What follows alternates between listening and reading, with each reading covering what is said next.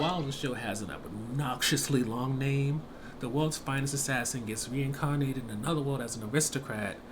definitely puts a new spin on the whole reincarnated in a new world thing, especially a new world with RPG elements. And while the first season doesn't cover the full story of what we expect, it definitely is surprising in many ways. Like a lot of shows which deal with reincarnations, when you go from the past life to the present life, you can see a night and day type of situation. When it comes to Luke, our lead character, his past life wasn't as bad as a lot of characters who we see who get reincarnated, but with him being an assassin who pretty much didn't have a personal life, his organization, who raised him and trained him, pretty much controlled it. You can see a change from him being a simple tool meant to kill people to him actually getting to experience some form of a life. Now, there are terms and conditions to him being reincarnated. The goddess who reincarnates him is tasked him to kill a hero and potentially also the demon lord. But rather than just have him jump into somebody's body and have to deal with this, he's allowed to grow up. And with that, you can see that Lou gets to experience a lot of the things he didn't in his past life. He's given a mother that is just overbearingly loving, and a father who is also loving, but he's loving in a way where it's not like he's cold-hearted and you have to earn his love. You get his love naturally from being his son, but you also get a sense of pride from being his son and doing well and even surpassing him in a way.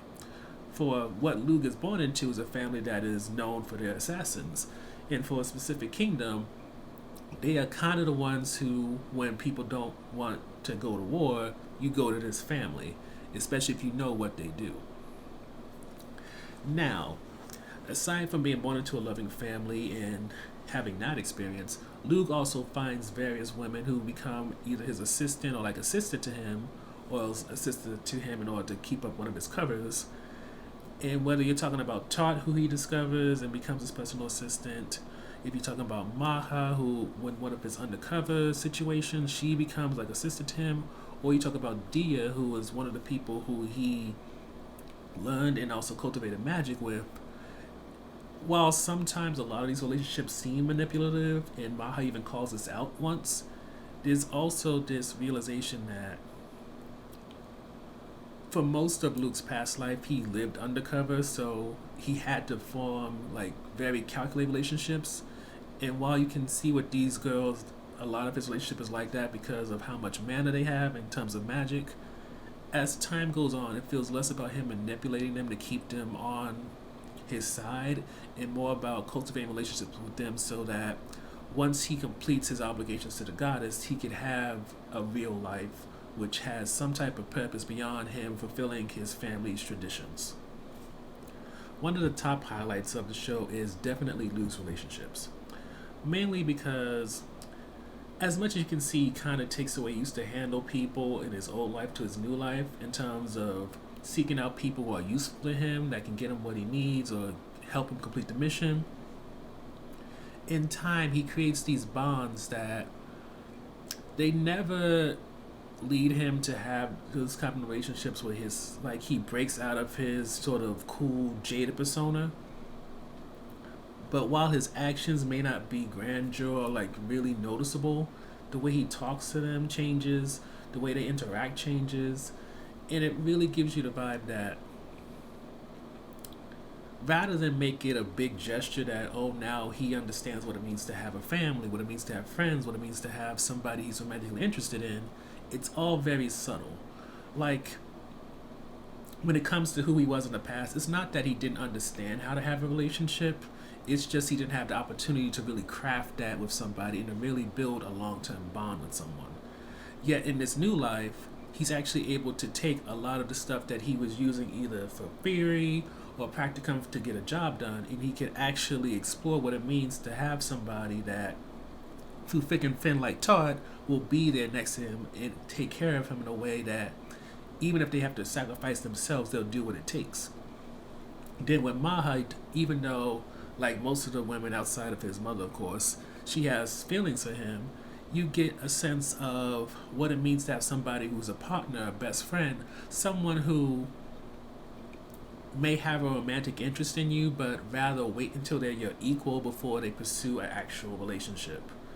And until then, they're going to build on themselves, create their own individual life, and then come to meet you eye to eye. And then with Dia,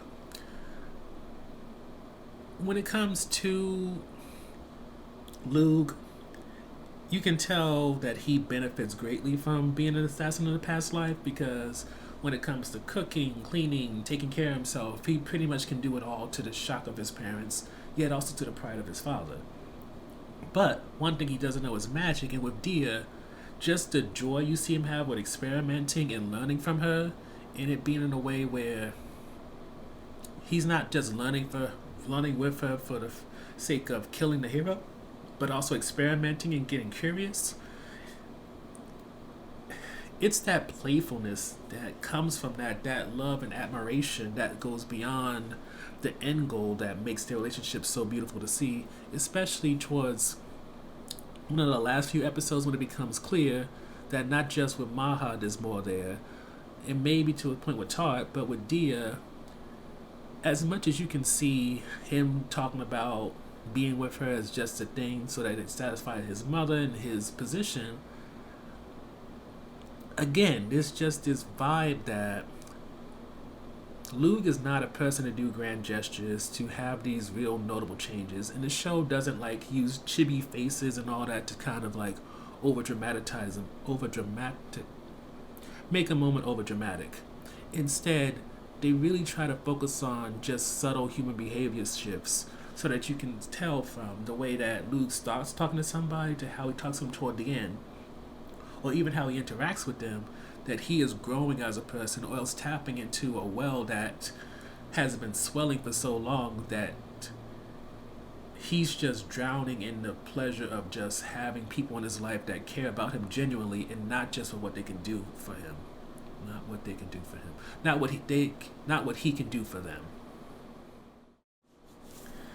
When it comes to the second highlight, it's Maha and just how her character was crafted. In terms of her background, originally we got kind of this remix of what we got with Todd in terms of somebody who was an orphan with a sordid background, yada yada yada. But then they decided to later on build it up so it's a bit more complex. And then when you add in that one of the reasons why Maha is trying so hard when it comes to the life that Lou gave us to be his equal, it makes it so that she gets to be somebody different than everybody else. Unlike Dia, unlike Todd and many other characters, she doesn't really succumb to Luke's charms. And also, unlike Todd, who would beg and just be so happy for Luke to choose her as a romantic partner, or Dia, who it kind of comes easy with, when it comes to Luke and Maha, you can see a challenge there. With her not succumbing to his charms, she outright calls out how manipulative he can be when it comes to his words, and how he definitely was somebody who came off suspicious, and she thought maybe just wanted her for her mana.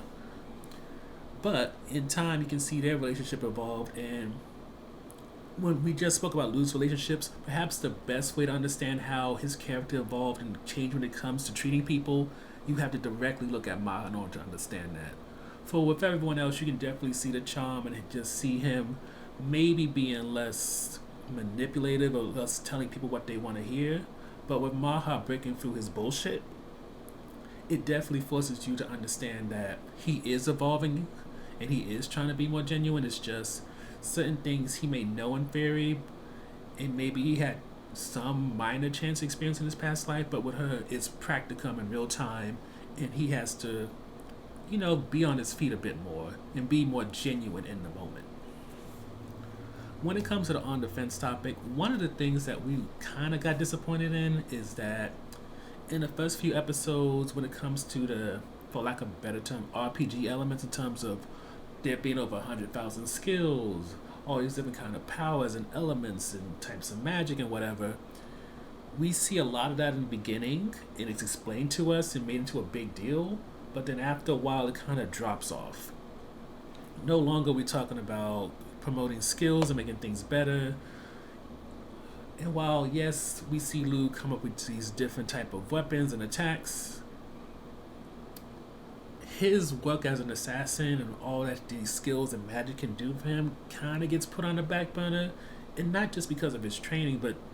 seemingly because it's not something the show want to really focus on. The magic and all that is just like sprinkles on a cake, but the real thing that they're trying to focus on is Luke's development as a person and kind of breaking out of the shell of forming relationships just for the sake of whatever deed he needs to get done. But even with that said, it's kind of disappointing just because with Luke being one of those people who likes to study these type of things, us not getting to go through that journey with him and them just skipping years ahead where he's already learned all these fanciful things, it's a bit disappointing. And just to piggy off that, I do wish in other elements of the show it went further as well. Whether it's learning about Esri and Cian's story, Luke's parents, and just learning how they got together, what circumstances led to that, or even in terms of Luke having wet dreams and stuff like that, having to go to brothels to handle his business, us getting to know this one part of his life where it seems like he doesn't have full control over. For when it comes to most of his relationships, like it's noted, he's able to keep a sort of reign and control over how he interacts with people, how they react to him, and all that. But when it comes to him having wet dreams and feelings of that nature, he doesn't have control. And I wish that we got to explore this one vulnerability, this one thing that he doesn't have a grasp on. That could be taken the wrong way. The one thing he doesn't have a grasp on,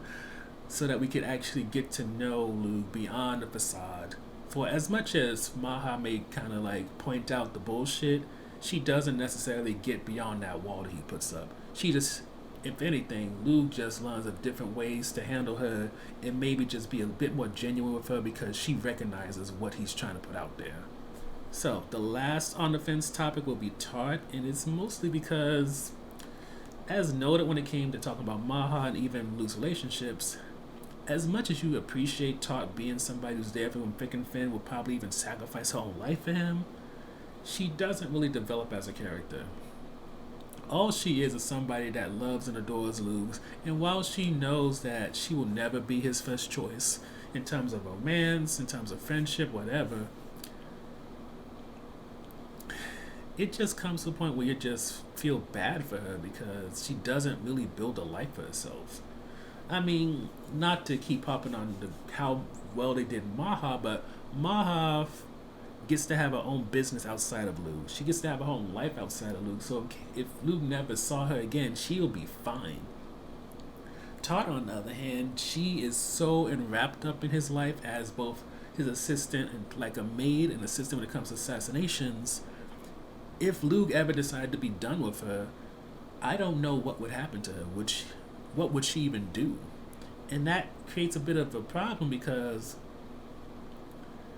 a part of you should feel something for her besides sympathy, yet how would you do that when you don't know who she is outside of this man?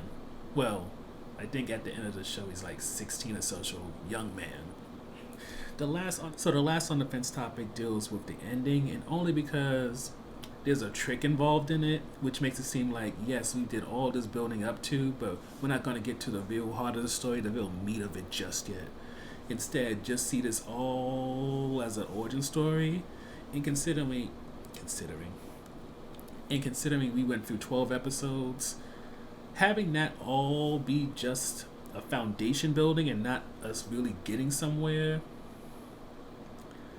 it's a little bit difficult to accept. Because on the one hand, yes, through those 12 episodes, we did see Luke learn how to build and make a bunch of weapons, build all these relationships, but then the ending with that last minute gotcha, it undercuts what we went through with Luke. It undercuts all these relationships, including the threat that we get in episode 12. But I guess the real issue is, with most anime, it's never a guarantee you're going to get a second season, a second curve, an over, whatever. So with us ending just as things are really going to begin, it leaves you to wonder, are we going to get to see the rest of the story finish, or only if you read the manga will you get the whole story? Overall, we're a little bit unsure whether or not to mark this as positive or something mixed, and it's mainly because as much as we love seeing Lu's relationships evolve and Maha specifically evolve as a character, a lot of things that outside of those two that were done don't feel complete.